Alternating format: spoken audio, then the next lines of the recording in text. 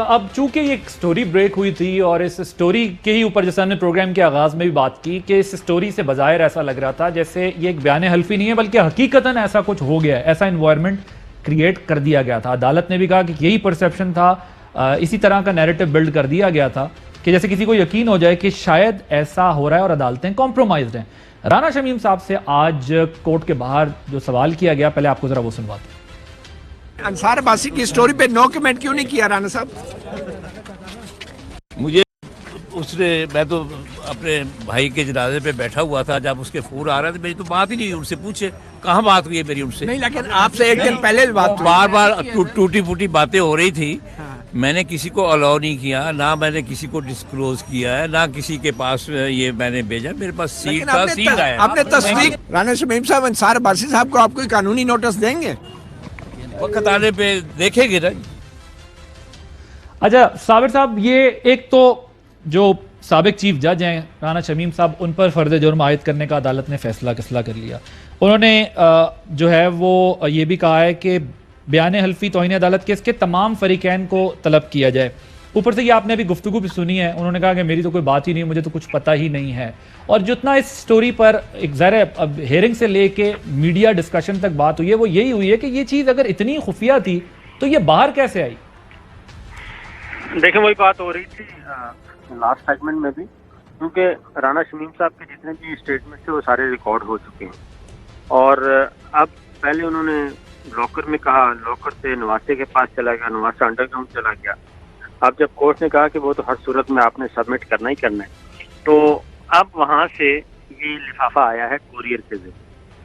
جو سوال آج اٹارنی جنرل نے بھی یہ بات پوچھی، بلکہ پوچھی نہیں، ڈیمانڈ کی ہے. اور اب کیونکہ کوریئر کو آپ کو معلوم ہے کہ کوریئر کو جب بھی آپ پیکٹ دیتے ہیں تو وہ کھول کے چیک کرتا ہے کہ یہ کوئی اس میں کوئی چیک نہیں ہے، کوئی اس طرح کی کوئی چیز نہیں ہے. اور خاص طور پہ اگر آپ نے ایک ملک سے دوسرے ملک بھیجنی ہو تو زیادہ سیکورٹی چیک ہوتا ہے. تو یہ سیلڈ نہیں تھا، اور یہ نواسے تک کیسے پہنچا، اور پھر اگلا ہے کہ یہ کوریئر کے ذریعے، کوریئر کے حوالے کس نے کیا.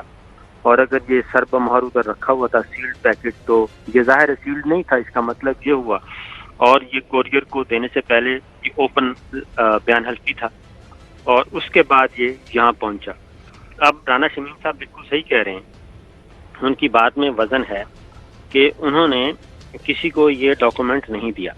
وہ اس لیے کہ یہ ڈاکومنٹ ان کا تھا ہی نہیں. وہ تو انہوں نے سائن کر کے، وہ جو عرفان ہاشمی صاحب کی سٹوری ہے، وہ سائن کر کے یہ پراپرٹی کسی اور کا پیپر تھا. یہ بیان حلفی، یہ جو پیپر ہے، ڈاکومنٹ ہے، یہ کسی اور کی ملکیت میں چلا گیا تھا. اور کسی اور کی ملکیت سے ہی پھر یہ لیک ہوا.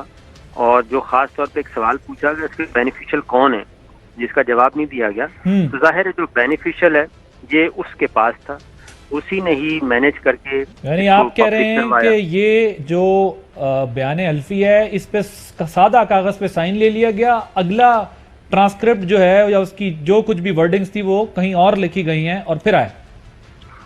نہیں، یہ بات نہیں ہے. وہ ورڈکٹ تو ان کے کانٹینٹ، ان کے علم میں تھا. عادل عباسی صاحب، میں آتا ہوں چوہدری صاحب کے پاس، ذرا ایک پوائنٹ یہ کلیئر کر لوں. کو بھیج دیا. جی کیا کہہ رہے ہیں؟ آپ کے پاس ایک گائے تھی، آپ نے صابر شاکر صاحب کو بیچ دیا ہے.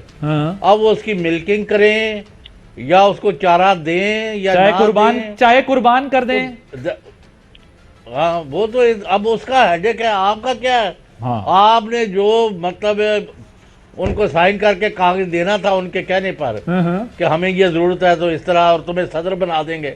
اندازہ لو، اسے صدر نہ ہویا. نہیں لیکن گل ود گئی ہے نا. ان کے اپنے وکیل کیا کہہ رہے ہیں؟ لطیف افریدی صاحب، ذرا وہ سنواتا ہوں میں. رانا صاحب نے اس ایفیڈیوٹ کو، اس کی کنٹینٹس کو مان لیا. ان کو اسٹیبلش کرنا ہے، وہ بڑی لمبی چوڑی بات ہے. تو کیا جو باتیں حلفیہ بیان میں کی گئی ہیں، کیا رانا شمیم وہی باتیں اب عدالت کے سامنے کہنے کے لیے تیار ہیں؟ جب وہ پروسیکیوٹ ہوگا تو اس میں ممکن ہے اور بھی بہت سی باتیں آ جائیں. ممکن ہے چوہدری صاحب اور بھی بہت ساری باتیں سامنے آ جائیں. ہاں، ہوں تھریٹننگ شروع کر دیتی ہے نا. بلیک میلنگ پہلے کی ہے، کام نہیں آئی تو اب تھریٹ شروع کر دی.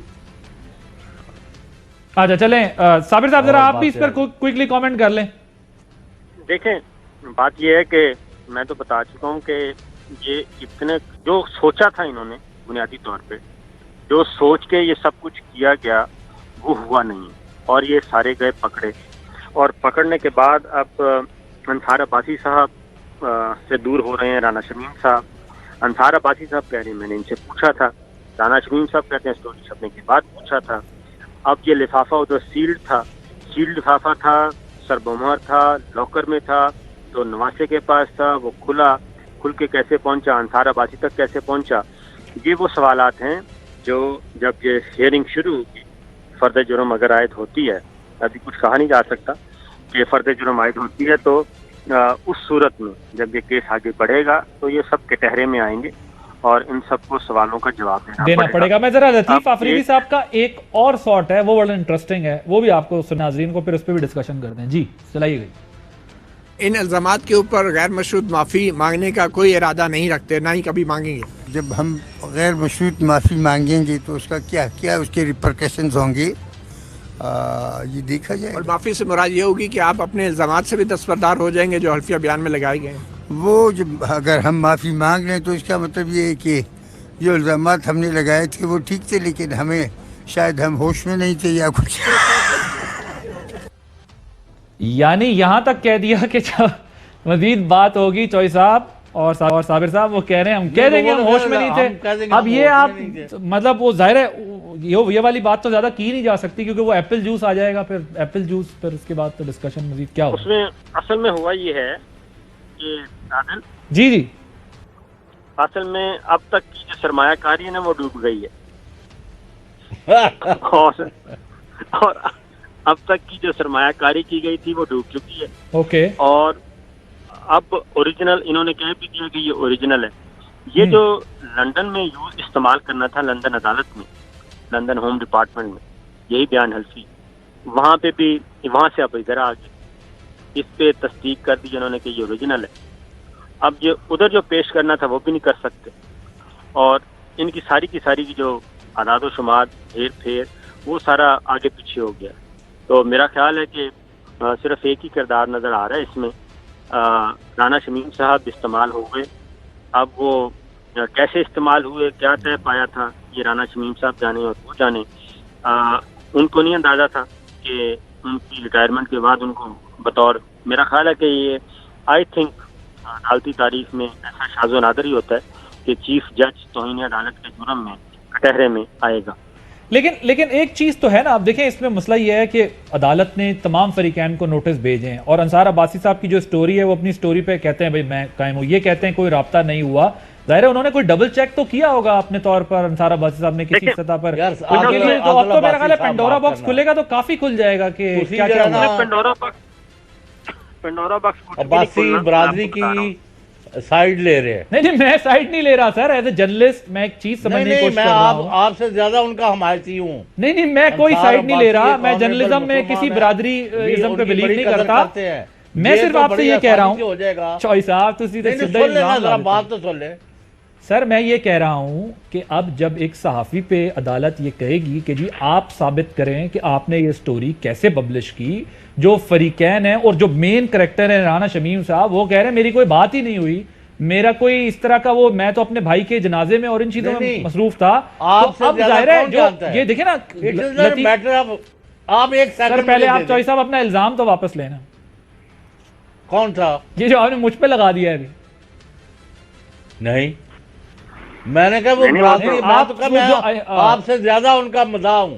نہیں وہ بے شک آپ ہوں گے, صحافی تو سب کی برادری ہوتی ہے, لیکن میں ایز اے جرنلسٹ یہ سمجھ رہا ہوں بات کہ جب وہ جو کہہ رہے ہیں نا ابھی آگے اور الزامات ایسے مطلب معاملات ایسے ہوں گے, سن لے تو میں بات ہی ختم کر دیتا ہوں. بہت نہیں آپ اب بات یہ ہے کہ انصار عباسی کہتے ہیں میں نے رابطہ کیا ہے, وہ کہتے ہیں میرے سے نہیں ہوا. وہ بائی ٹیلی فون جو ہے, آپ نے ٹیلی فون پر ہی رابطہ کیا ہے نا, کوئی پیدل آدمی ہرکارا تو نہیں بھیجا. تو وہاں آ جائے گا کہ اس نمبر پہ فون کیا گیا, کال سکسیسفل ہوئی, بات ہوئی, اتنے سیکنڈ. دیکھیں نا رانا شمیم صاحب خود بھی کہہ رہے ہیں کہ میری ٹکڑوں میں بات ہوئی ہے.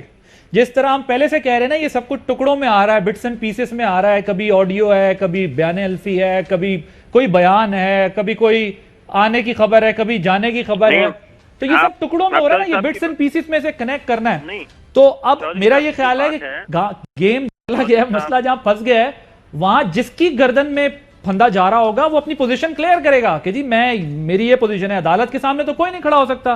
سابق وزرائے اعظم جو ہیں ان کو جو ہے وہ گھر جانا پڑ گیا, نہیں کھڑا کیوں ہونا ہے؟ کیسے کھڑا ہوگا؟ سچ پر کھڑا ہونا ہے جی, وہ آپ نے سچ پر کھڑا ہونا ہے. نہیں سچ پہ تو ظاہر ہے سچ پہ تو کھڑا ہونا ہوگا, لیکن حالت کیا ہے لطیف آفریدی صاحب کیا رہے ہیں غیر مشروط معافی پر, ذرا سنوائیے گا جی دوبارہ. وہ تو آگے اگر ہم معافی مانگ لیں تو اس کا مطلب یہ ہے کہ جو الزامات ہم نے لگائے تھے وہ ٹھیک تھے, لیکن ہمیں شاید ہم ہوش میں نہیں تھے یا کچھ.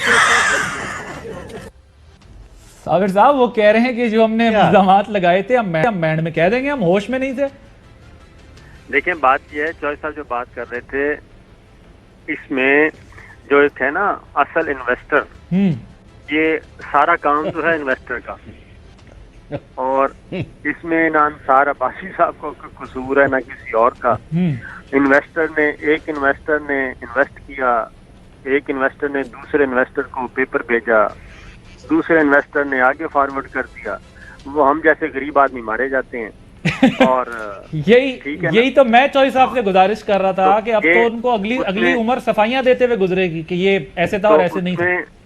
دیکھیں ایک جرنلسٹ کو ایک چیز کا خیال رکھنا چاہیے کہ اس حد تک وہ نہ جائے, اس حد تک وہ کسی کارٹل کا حصہ نہیں بننا چاہیے کہ ایسا وہ پھر پکڑا جاتا ہے. میں وہ کہتا ہوں کہ رسی دراز ہوتی ہے, وہ پھر پکڑے جاتے ہیں. کیا کچھ نہیں ہوا پاناما سے لے کے آج تک, اصل بات کا جواب نہیں دیتے اور حقیقت کو چھپانے کے لیے ہزار جھوٹ بولے جا چکے ہیں. بالکل بالکل بالکل ٹھیک ہے جی, چلیں ایک بریک لیتے ہیں, بریک کے بعد جو ہے وہ دوسرا ٹاپک ڈسکس کرنا ہے.